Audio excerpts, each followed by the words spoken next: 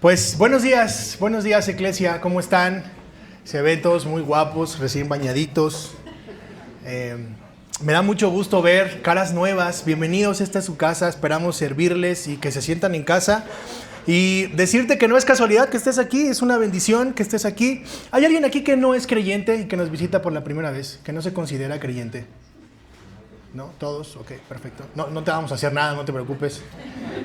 Solo queremos conocerte y decirte que Dios quiere que estés aquí el día de hoy y escuchar su palabra solamente y que podamos hacerte sentir en casa. Muy bien, pues me presento, aunque ya lo hizo Jacob. Mi nombre es Diego Lario, soy el pastor de Iglesia. No me llamo pastor, me llamo Diego, entonces puedes acercarte conmigo y decirme Diego o pastor, como gustes, pero no cambia nada, no vas a recibir poder de lo alto. No va a haber circunstancias distintas. En fin, el punto es que puedas acercarte y podamos conocernos y que podamos pues entablar una amistad. Así es que pues bienvenido a Iglesia. El día de hoy teníamos pensado, o más bien tenía pensado continuar con nuestra serie de Gálatas. Nosotros estamos en una serie de Gálatas que no hemos terminado. Nos faltan 2 capítulos por predicar, pero el jueves nosotros tenemos grupo en casa, Iglesia en casa los jueves, y hicimos una serie de preguntas y respuestas bastante interesantes. Y pude notar que todavía hay algunas dudas en muchas cosas. Y creí importante que el día de hoy habláramos de algo que es fundamental para la iglesia y que de hecho es un sacramento. El sacramento quiere decir ordenanza, así no te espantes y dices, ay, sacramento, este pastor ya está hablando en catolicismo romano. No, sacramento quiere decir ordenanza, y en la Biblia vamos a encontrar 2 ordenanzas, 2 sacramentos, que son la Santa Cena y ¿cuál es el otro? Eso, muy bien, si son cristianos. El bautismo. Entonces, el día de hoy vamos a hablar específicamente del bautismo. Así es que la charla del día de hoy, el sermón del día de hoy, lo he titulado ¿Qué es el bautizo? ¿Qué es el bautizo? ¿Qué es el bautizo? Y antes de empezar, pues me gustaría que oráramos. Señor, gracias por este día y ahora este tiempo de poder compartir tu palabra, tu evangelio, para que por medio de ese poder del evangelio, Señor, todos podamos ser transformados esta mañana. Te ruego, Señor, que todo lo que escuchemos esté en tu palabra, Señor, y seas tú hablando por medio de mí, Señor. No permitas que yo hable o exponga algo que no está en tu palabra y que sea mi propia idea. Señor, que no haya nada escondido en mi corazón para poder predicar tu palabra fielmente. Te ruego, Señor, que todos los que estamos escuchando podamos ser transformados, renovados y que podamos salir diferentes de cómo entramos a este lugar. Y sobre todo, Señor, que podamos vivirlo, ponerlo en práctica a partir del día de hoy, Señor. Te doy gracias por la vida de mis hermanos, gracias por Iglesia y gracias por lo que tú estás haciendo en este lugar, porque tú nos has mandado a predicar tu palabra a este lugar y a plantar esta iglesia para tu gloria y que tu nombre sea exaltado. Te damos gracias por todo esto y ponemos este tiempo en tus manos en el nombre de Jesús. Amén. Ok, vamos a abrir nuestras Biblias, por favor. El título es ¿Qué es el bautizo? Y vamos a abrir nuestras Biblias en Mateo 28, del 18 al 20.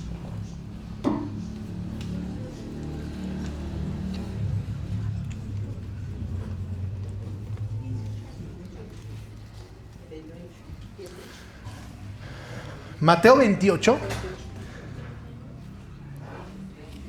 del 18 al 20. Va a aparecer también en la pantalla. Hoy vamos a utilizar la versión NBLA, no vamos a utilizar la NTV. La versión oficial de Iglesia es la NTV, pero por cuestiones de palabras, como lo he explicado en algunas otras predicaciones, creo importante que ocupemos esta versión el día de hoy. Mateo 28, versículos del 18 al 20. Es uno de los versículos más famosos de la Biblia y dice así: Acercándose Jesús, les dijo: Toda autoridad me ha sido dada en el cielo y en la tierra. Vayan pues y hagan discípulos de todas las naciones, bautizándolos en el nombre del Padre y del Hijo y del Espíritu Santo, enseñándoles a guardar todo lo que les he mandado. Y recuerden, yo estoy con ustedes todos los días hasta el fin del mundo. Para la cultura mexicana, mis hermanos, el bautismo o el bautizo es un sinónimo de fiesta, ¿sí o no? ¿Alguien aquí ha asistido a algún bautizo? A ver, ¿quién ha sido padrino de pomo? A ver, levanten. Hasta se ríen porque han sido padrinos de pomo, ¿sí o no? Es lo peor que te puede tocar en un bautizo, ¿no? En la cultura mexicana eso es lo peor que te puede tocar porque es lo más caro, ¿no? Pero bueno, para la cultura mexicana el bautismo es sinónimo de fiesta y es el pretexto perfecto para echar la casa por la ventana. Hacer un mega reventón cuyo anfitrión es un pequeño bebé de entre 6 y 10 meses, el cual no tiene ni idea de lo que está pasando, no sabe qué se está celebrando. Es más, él no sabe nada de la vida, a él no le interesa más que comer y dormir. Sin embargo, la fiesta, el fiestononón que se arma es en su honor. Pero la familia, los padres y amigos festejan en grande y lo hacen con música, baile, muchísimo alcohol. Y se supone entonces que la razón de semejante fiesta es para bautizar al pequeño. Eso es lo que se conoce en la sociedad o comúnmente en la cultura mexicana. El trasfondo romano, de donde la mayoría de nosotros venimos, fuimos enseñados así y creemos que eso es el bautizo, que eso es bautizarse.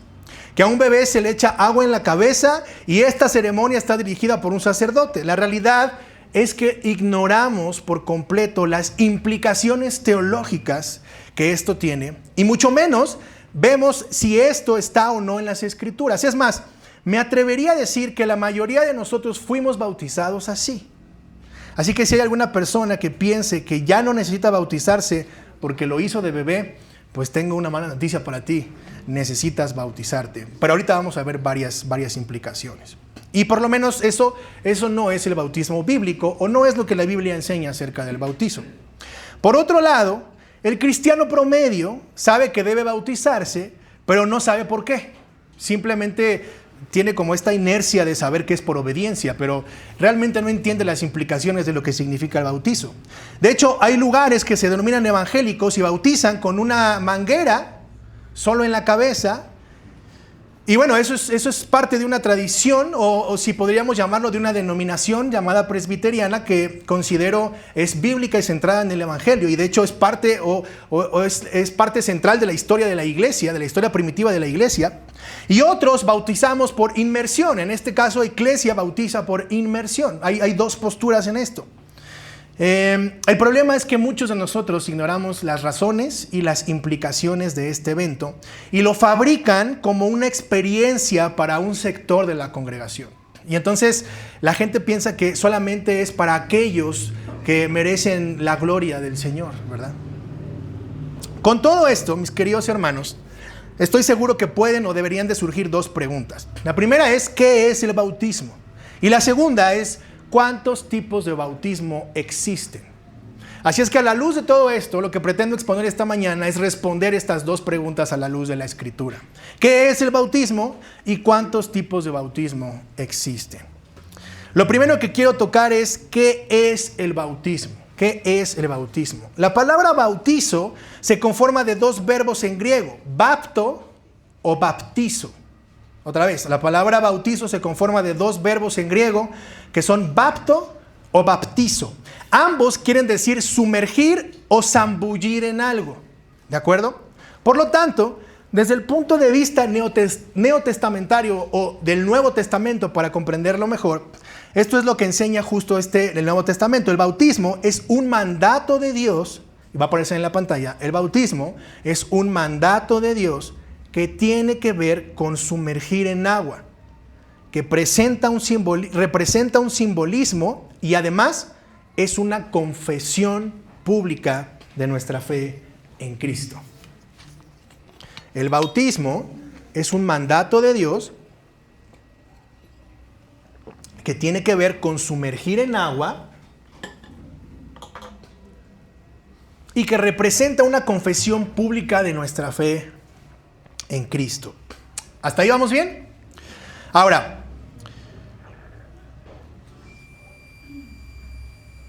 más adelante retomaremos este punto y lo veremos a detalle. Ahora, ¿cuántos tipos de bautismo hay y cuáles son? Bueno, de acuerdo a la Biblia, existen 3 tipos de bautismo. El número 1, va a aparecer en la pantalla, es el bautismo en el Espíritu. El bautismo en el Espíritu. Después tenemos el bautismo en agua. Y por último tenemos el bautismo en fuego. ¿Ok? De hecho, el orden, aquí sí el orden altera completamente el producto. ¿Ok? El orden es importante. Tenemos bautismo en el Espíritu, y ahorita vamos a ver por qué. Bautismo en el Espíritu, bautismo en agua y por último bautismo en fuego. Ahora, ¿a cuántos les encantaría el bautismo en fuego? Ok, un valiente, excelente, gracias. ¿Alguien más? De hecho, se escucha como de película de Iron Man, ¿no? Así de bautismo en fuego, así. Hasta como de Marvel, se siente uno empoderado. Ahora que está tan de moda esta palabra de empoderado, ¿no? Y más para las mujeres, ¿no? Se sienten como empoderadas. Bueno, bautismo en el Espíritu, bautismo en agua y bautismo en fuego. Vamos a comenzar por el bautismo en el Espíritu. El bautismo en el Espíritu, mis hermanos, ahí te va la definición, es el acto de Jesucristo. Va a aparecer en la pantalla. El bautismo en el Espíritu es el acto de Jesucristo que consiste en colocar al creyente en la iglesia en el mismo instante de su salvación, desde el día del Pentecostés hasta nuestros días. Es decir, Hechos 1:8 no es un evento místico que sucede o que es capaz de repetirse. El evento de Pentecostés es único en la Escritura y es irrepetible. De manera que muchos de nosotros venimos de contextos donde se trata de emular o repetir el evento que ocurre en Hechos capítulo 1. Y eso es algo que no se puede repetir y que no se va a repetir. Está en la Escritura para que entendamos la promesa del versículo 8. Y la promesa del versículo 8 no es que hables en lenguas extrañas y que tampoco recibas fuego del cielo, que ahorita vamos a hablar del fuego y se van a sorprender, y que hagas cosas raras con tu vida. No, la promesa de Hechos 1:8 tiene que ver con que el poder del Espíritu Santo descienda sobre ti para predicar el Evangelio. Y ahí está la diferencia. Ahora, no me tienes que creer, simplemente tienes que ir a la Biblia y leerlo detenidamente, los primeros 3 capítulos de Hechos de corrido. No solo tomes versículos aislados, no, léelo completo para que entiendas la narrativa de lo que el doctor Lucas está explicando ahí. Entonces, el bautismo en el Espíritu es el acto de Jesucristo. ¿Quién lo hace? Jesucristo. Así es que si lamentablemente has escuchado personas que te han dicho, recibe el bautismo en el Espíritu, temo decirte que eso es más falso. No se me ocurre, iba a decir nada. Más falso que nada. Porque no es algo que un ser humano pueda hacer. Es algo que Jesucristo hace. Y si tú tienes ya tiempo viniendo a iglesia en estos 10 meses que llevamos de vida como plantación, tú ya puedes ir entendiendo que hay un orden de la salvación, del cual hemos hablado ya muchas veces. Y en ese orden hay muchas cosas que suceden en un instante de la salvación, es en un momento. Y parte de esas cosas que suceden cuando tú eres salvo es el bautismo en el Espíritu. Es en un instante, no es un evento que puedas producir, aunque le eches mucha producción de Hollywood, no hay manera, porque eso sucede en el instante. ¿Y quién lo hace? Jesús lo hace en el momento, es en el momento de tu salvación. Y fíjate qué interesante, porque no solo te salva, sino que te coloca como creyente y te injerta en la iglesia de Jesucristo. Tenemos la iglesia visible de Jesús, y tenemos la iglesia invisible. La pregunta es si verdaderamente pertenecemos al cuerpo. Y eso lo veremos hasta que Cristo venga, cuando veamos que la iglesia invisible se hace visible. Porque la iglesia está llena de cabritos y de ovejas. Y de ovejas, de cabritos que parecen ovejas. Y Juan capítulo 7 es muy claro en eso. Estaban con nosotros, pero no eran de nosotros. Así es que, mi querido hermano, si tú piensas que porque vienes el domingo a la iglesia ya eres cristiano, y porque levantas las manos y cantas las canciones, eso te hace un creyente, temo decirte que eso no te hace un creyente. Eso es fruto, eso es parte, pero no te hace un creyente. Lo que a ti te hace como creyente es haberte arrepentido de tus pecados y haber puesto tu esperanza en la obra redentora de Jesús. Y si eso ha sucedido en tu vida, en automático, tú ya recibiste el bautismo en el Espíritu. No necesitas un evento para ser bautizado en el Espíritu. Ahora, ¿de dónde sacamos esta definición en la Biblia? Vamos a verlo en Mateo, capítulo 3, versículos del 11 al 12. Mateo 3, versículos del 11 al 12. Dice: yo en verdad los bautizo a ustedes con agua para arrepentimiento.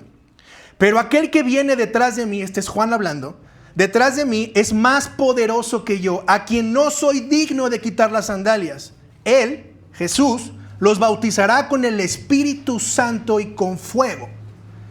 El viento está en su mano y limpiará completamente su ira. Perdón, su era. Está mal, lo traduje mal, su era. Y recogerá su trigo en el granero, pero quemará la paja en fuego que no se apaga. Y ahorita vamos a ver una explicación de esto bastante interesante. Entonces, Jesús es el que viene a bautizar con el Espíritu Santo y con fuego aquellos que Él ha elegido y aquellos que Él ha salvado. Otra característica errónea de esto es que tú decides por Jesús. Y entonces, como tú decides por Jesús, porque has decidido, hasta te ponen playera, ¿no? Cuando te vas a bautizar, ¿no? Yo decidí seguir a Cristo. El problema con eso es que se ve muy padre, pero está completamente errónea lo que la Escritura enseña, porque Efesios capítulo 2 nos dice, una vez más, van a decir, este pastor no sale de Efesios, pero es que me encanta ese versículo, ese capítulo completo, porque es el más claro, es de los más claros en la Biblia. Ahora, si tú estás en contra de eso, entonces arranca Efesios capítulo 2, solo que acuérdate que Apocalipsis dice que será maldito todo aquel que le quite y que le agrega a la Escritura. No lo digo yo, lo dice la Biblia. Así es que estamos muertos en delitos y pecados, por lo tanto un muerto no puede reaccionar, de manera que el versículo 4 es grandísimo porque viene ese pero y dice, pero Dios, que es grande en misericordia, con el gran amor con que nos amó, Él puso la fe en nosotros para poder creer en Cristo. La fe no es algo que compres, no es algo que te ganes, no es algo que te esfuerces. O sea, la fe no es que compres una semilla de mostaza y crezca. La fe no hay forma de que compres fe. Eso es un regalo de Dios y Dios te lo da por su gracia y su misericordia porque no te la mereces. Sin embargo, Dios te la da. Así es que, mi querido hermano, el bautismo en el Espíritu es algo que Cristo hace y que lo hace en el mismo instante de tu salvación. No hay manera de que alguien lo fabrique para que tú puedas ser bautizado en el Espíritu. Entonces, de acuerdo a la definición que vimos, el bautismo en el Espíritu solo puede llevarlo a cabo y es exclusivo de Jesucristo. Nadie más puede hacerlo. Si por alguna razón alguien te dijo recibe el bautismo en el Espíritu, mi hermano, una vez más, eso es completamente falso. Ahora, vamos un poco más profundo. El bautismo en el Espíritu y la importancia que este tiene para poder llegar al bautismo en agua es súper relevante. Mira cómo podemos ver las palabras cumplidas de Juan que vimos en Mateo, las vemos cumplidas una vez más en Hechos 1, 3 al 5. Fíjate, vamos a Hechos. Capítulo 1.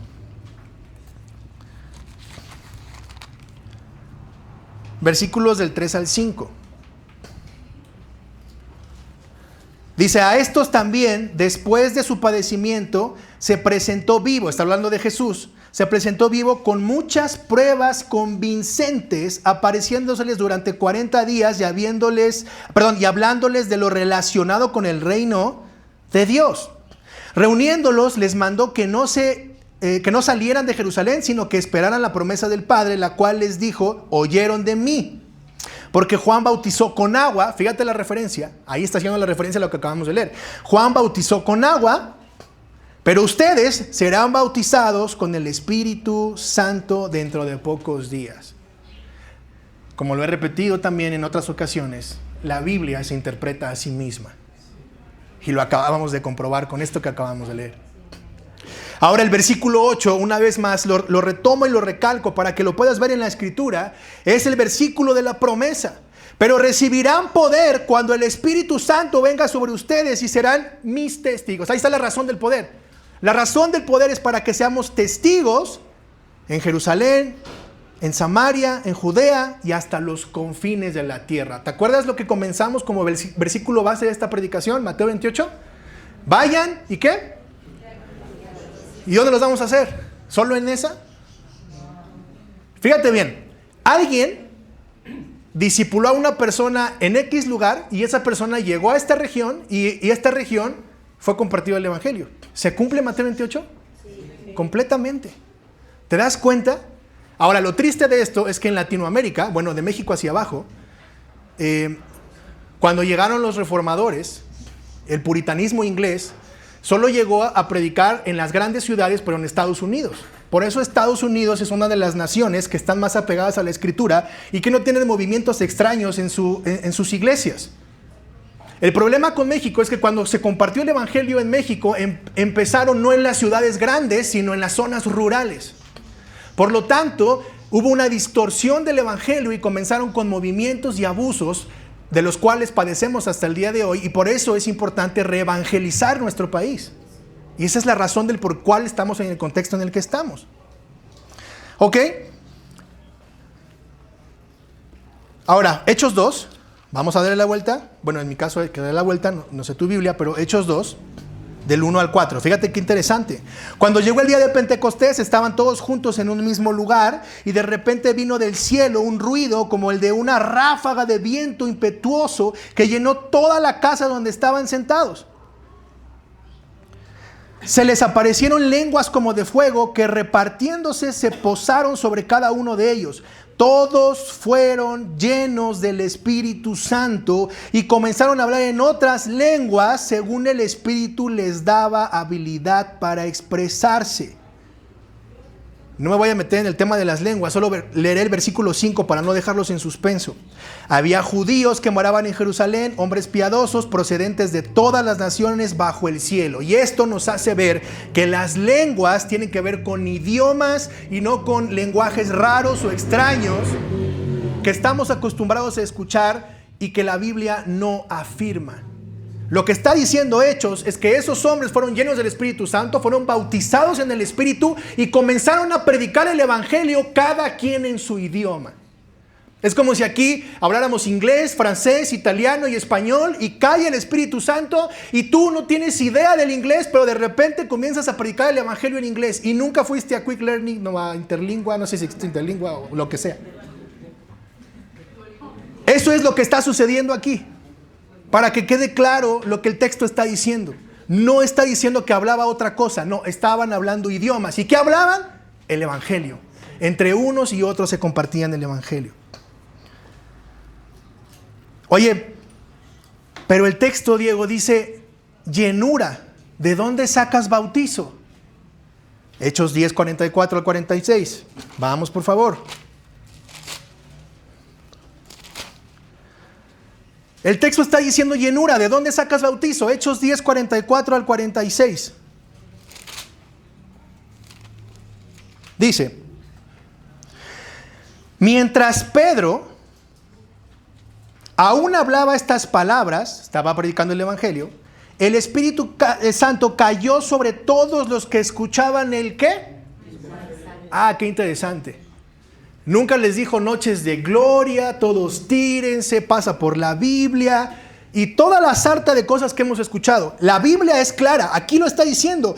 Pedro estaba hablando. ¿Qué estaba hablando? El Evangelio. El Espíritu Santo, cuando tú predicas el Evangelio, el Espíritu Santo cae. Cuando tú no predicas el Evangelio, el Espíritu Santo no puede hacer nada porque no hay Evangelio, no hay poder transformador. Pero cuando se predica el Evangelio, cae el Espíritu Santo y los que escuchaban el mensaje del Evangelio, verso 45, todos los creyentes que eran de la circuncisión, que habían venido con Pedro, se quedaron asombrados porque el don, el regalo del Espíritu Santo había sido derramado también sobre los gentiles, pues los oían hablar en lenguas y exaltar a Dios. O sea, hablaban en lenguas que se entendían. Por lo tanto decían, están exaltando a Dios. Entonces Pedro dijo: ¿puede acaso alguien negar el agua para que sean bautizados estos que han recibido al Espíritu Santo lo mismo que nosotros? Y mandó que fueran bautizados en el nombre de Jesucristo. Entonces les pidieron que se quedaran con ellos unos días más. ¡Wow! ¿Te das cuenta? el mensaje del Evangelio es predicado, cae el Espíritu Santo, la gente se convierte y de inmediato es, ¿qué tengo que hacer? Me quiero bautizar. ¿Por qué? Porque el Espíritu Santo cayó sobre las personas. Y ahora su deseo y su respuesta al Evangelio es, me quiero bautizar. ¿Te das dando cuenta cómo va el orden de lo que la Biblia va explicando? Ninguno lo pidió. Ninguno le dijo, Señor, danos tu espíritu. El espíritu cayó. Levanta tus manos, hermano, para que caiga el espíritu. No, aquí, no.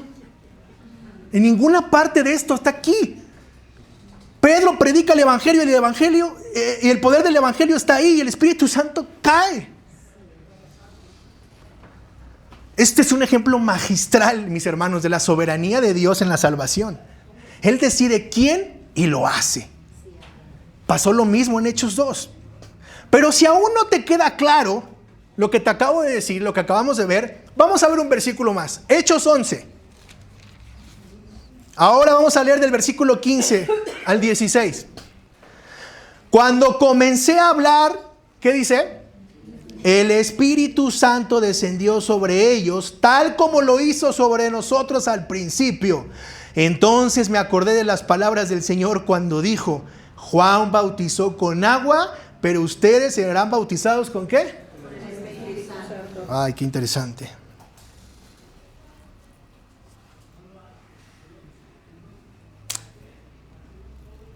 Creo que la Biblia nos está dejando muy claro lo que significa el bautizo. Ahora regresémonos a Mateo 3:11. Acostúmbrate a moverte en la Biblia, hermano. A moverte verdaderamente en la Biblia. Y ver lo que Dios dice, no lo que tú piensas que dice o lo que Dios te mostró o soñaste. Mateo 3, del 11 al 12. Fíjate bien. Yo en verdad os bautizo a ustedes con agua para arrepentimiento, pero aquel que viene detrás de mí es más poderoso que yo, a quien no soy digno de quitar las sandalias. Él los bautizará con el Espíritu Santo y con fuego.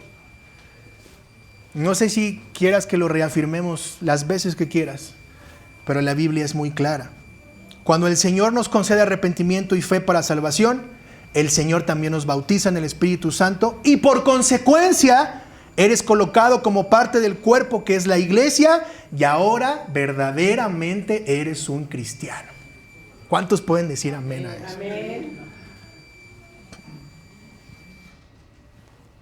Esto me lleva al siguiente punto, punto número 2, bautismo en agua. Otra vez, pasaje base, Mateo 28, 18 al 20. Ahora recordemos que esto es un mandato de Dios para sus discípulos. Después de ver el bautismo del Espíritu podemos ver y entender que solo los creyentes, y recalco esto, solo los creyentes pueden y deben bautizarse y bautizar a otros creyentes. Esa es la explicación de este mandato. Entonces, mis hermanos, el bautismo en agua es un mandato y ese mandato es solo para creyentes. ¿Ok? Es que a mí me encanta eso de los cristianos, eso de bautizarse, me encanta sumergirme. Yo me quiero bautizar. No. Porque no has entendido lo que eso significa. Esa expresión me da a entender que tú no has entendido lo que eso significa. Y puedo decir con mucha gracia y mucho amor, mi hermano, tú no eres salvo aún. No puedes bautizarte. Esto no es fiesta para que te mojes. Es respuesta al Evangelio. El bautismo es una señal de tu salvación, pero de ninguna manera es para tu salvación. El bautismo no te salva. Va otra vez, el bautismo no te salva.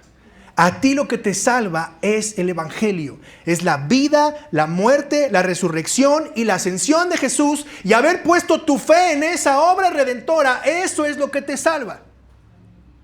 El bautismo no te salva. Por lo tanto, el bautismo es solo para creyentes y es una consecuencia de que ya eres salvo. Es una evidencia de que eres cristiano. El bautismo en agua, mis hermanos, expresa la unión con Cristo. Fíjate, vamos a Romanos 6:3.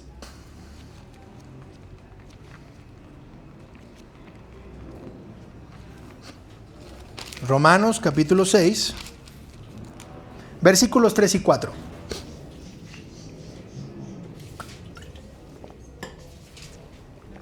Romanos capítulo 6, versículos 3 y 4. Es Pablo hablando, dice: ¿o no saben ustedes que todos los que hemos sido bautizados en Cristo Jesús hemos sido bautizados en su muerte? Por tanto, es decir, en conclusión, hemos sido sepultados con Él por medio del bautismo para muerte, a fin de que como Cristo resucitó de entre los muertos por la gloria del Padre, así también nosotros andemos en novedad de vida. Si tú agarras una hoja y le pones Prit y la pegas con otra hoja y las quieres separar, ¿podrás? ¿Podrás separarlas por completo? Eso es lo que significa el bautismo.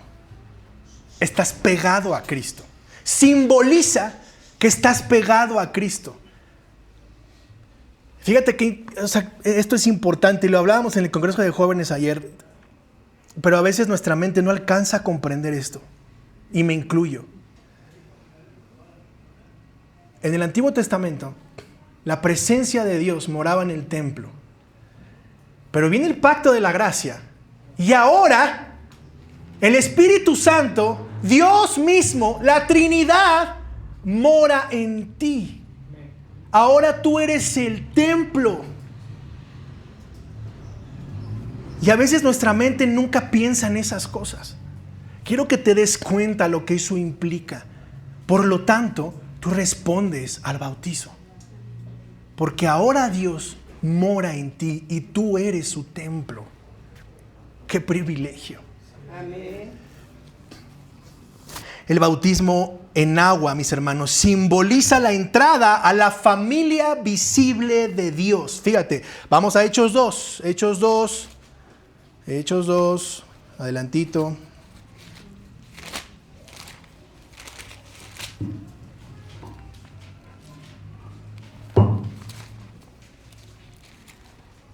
Hechos 2, 41 al 47. El bautismo en agua simboliza la entrada a la familia de Dios. Hechos 2, 41 al 47. Dice, desde el 40, y Pedro, con muchas otras palabras, testificaba solemnemente y les exhortaba diciendo: sean salvos de esta perversa generación. Entonces los que habían recibido su palabra fueron bautizados y se añadieron aquel día como 3,000 almas. No hicieron una cruzada, no llamaron a Luis Palau, no llenaron un estadio, 1,500 para Cristo. No. ¿Qué hizo Pedro? Predicó la palabra. Y al Señor le plació en su soberanía que 3,000 almas fueran transformadas por el poder de esa palabra. Cayó el Espíritu Santo, verso 42, y se dedicaban continuamente a las enseñanzas de los apóstoles, a la comunión, al partimiento del pan y a la oración. Sobrevino temor a toda persona y muchos prodigios y señales se hacían por los apóstoles. Todos los que habían creído estaban juntos. Solo los cristianos, ¿te das cuenta?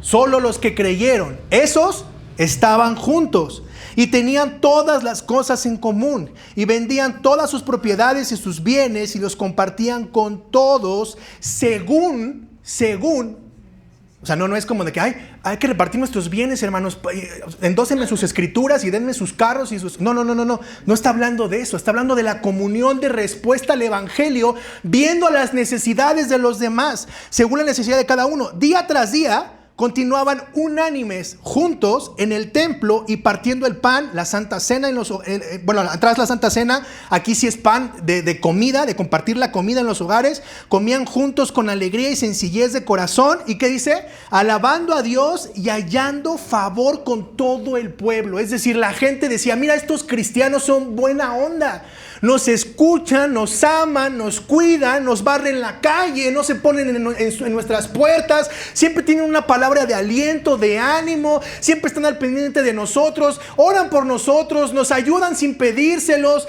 y no importa si vamos a su iglesia o no, si queremos ser cristianos o no, ellos están ahí siempre. No andan con que, ay, eso es pecado y eso está mal, y no, pórtate bien y hazlo así, no sé qué, y es que yo hice, y mira, y Dios, y te va a ir. No, está diciendo que ellos, por cómo vivían, hallaban gracia con las demás personas. O sea, se trata de vivir el evangelio, no de andar dando bibliazos para ver quién sabe más, o quién tiene más conocimiento, o qué título teológico tienes. Sino verdaderamente estás entendiendo el evangelio, vives de esa manera, y entonces así se ve una persona que está injertada en la familia de Dios. Así se ve un cristiano verdadero. Eso es un cristiano real, un cristiano bíblico. Es que me encanta porque somos cristianos, pero no queremos ser bíblicos. Y cuando digo eso, no estoy hablando de cuántos versículos te sabes. Eso no sirve de nada porque te puedes saber toda la Biblia y al final no eres creyente. Hay teólogos que no son cristianos y son muy buenos teólogos, pero no son creyentes. Entonces eso hace que ahora, por medio de la salvación, respondes en amor, respondes al bautismo y aparte eres injertado en la familia de Dios para empezar a vivir en comunidad. Por eso es que no somos una iglesia de domingo. Si tú estás acostumbrado a venir, sentarte el domingo y no saber de nadie y que nadie te busque y que no te importe lo que pase en la iglesia hasta el próximo domingo, esta iglesia no es para ti, mi hermano. Con mucho amor te lo digo, porque te vamos a incomodar, porque te vamos a buscar, porque voy a estar atrás de ti diciéndote a quién estás discipulando, con quién te estás juntando, con quién comiste hoy. ¿Saben los demás tus luchas? ¿Con quién te estás abriendo?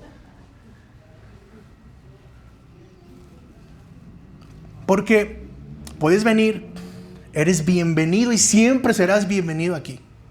Pero si tú te comprometes a ser miembro de esta iglesia, esto es lo que la Biblia nos manda a hacer como iglesia. No es una idea mía. Aquí está.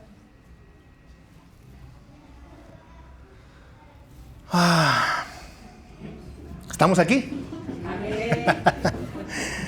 Ok, ya vamos a terminar. Por último, ahora, esta es la razón por la que nosotros en la iglesia no bautizamos niños. Porque creemos y consideramos que aún no tienen la conciencia de entender y saberse pecadores para ir y pedirle perdón a Dios por su conducta y que en respuesta al evangelio digan yo me quiero bautizar. Ahora, te cuento mi experiencia como pastor y no solo con mi hijo, sino con algunos niños de entre 10 y 12 años. En esa edad comienzan a decir, oye, ¿y yo por qué no me bautizo? Y entonces ese es el momento de discipularlos en esa parte. Y el evangelio comienza a ser más profundo para ellos porque empiezan a decir, caray, pues o sea, sí estoy medio maldito, o sea, sí soy malo, o sea, sí soy gacho, ¿no? Y entonces yo me aventé una plática con mi hijo el otro día y me decía, oye, ¿por qué no? O sea, me quiero bautizar, pero ¿qué tengo que hacer? Y le dije, ¿tú te consideras cristiano? Sí. ¿Te arrepientes de tus pecados? Y ahí ya hubo un silencio. Y entonces, oye, pero entonces ¿para qué es la iglesia? Para amarte y para confrontarte. Contestas mal, reaccionas mal, te pide uno algo y no obedeces, avientas las cosas. Eso es pecado, se llama rebeldía. Nada más me peló los ojos así. Y estábamos acostados, o sea, de cama a cama, ya en la noche. Mañana me explicas más, papá. Le pegó ahí y se quedó. Entonces, necesitamos que el evangelio trabaje en todos, no solo en nuestros hijos. No porque eres cristiano ya no pecas, ¿eh? El evangelio es diario y te lo debes de predicar diario. Amén. Ahora, vamos al bautismo en fuego para no desviarnos. Mateo 3. Mateo 3.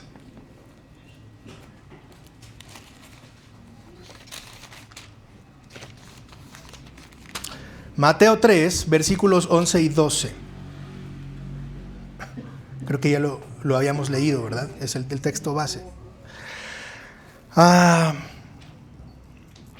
Mis hermanos, el bautismo en fuego es para todos aquellos que han amado más su pecado y han rechazado el evangelio de la gracia. ¿Por qué? Porque ellos serán quemados en fuego que nunca se apagará.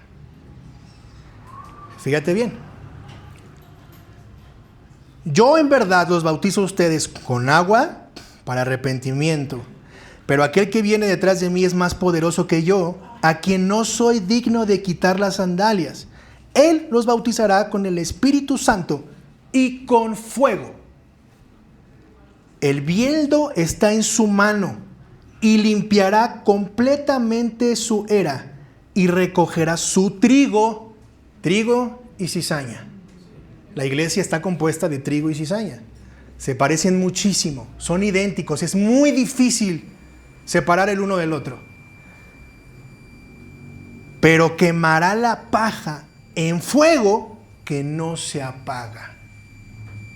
El día del juicio vendrá el bautismo de fuego. Y aquellos que se quemen habrán sido cizaña y no trigo.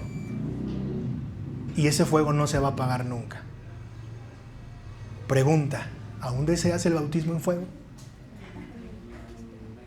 Me espero mejor.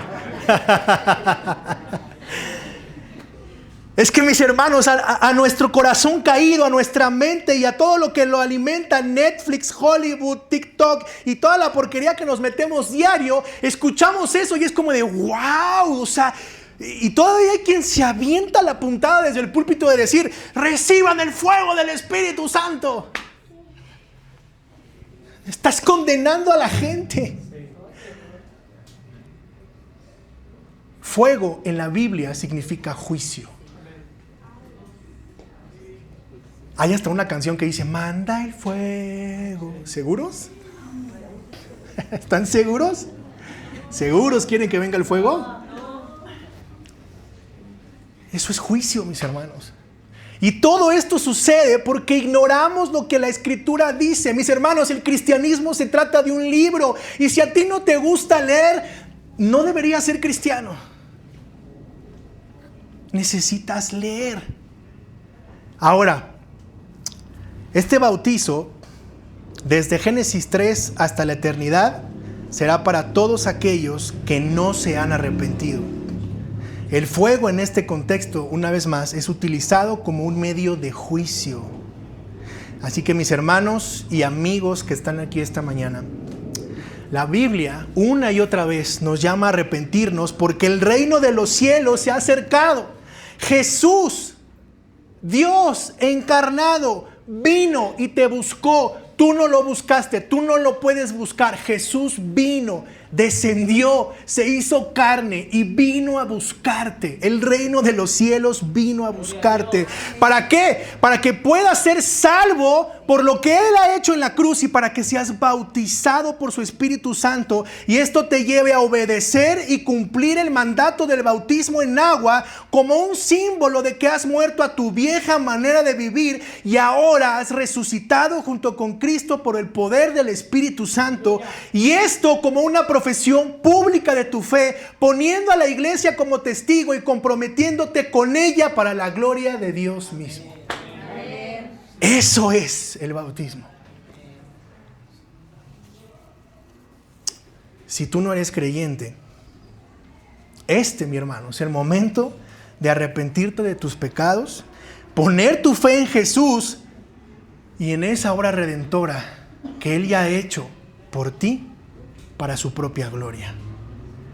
Para que no vivas el juicio del fuego eterno, no rechaces la gracia que hasta el día de hoy está puesta sobre la mesa por su gran amor y su gran misericordia. Ponte de pie conmigo y vamos a orar.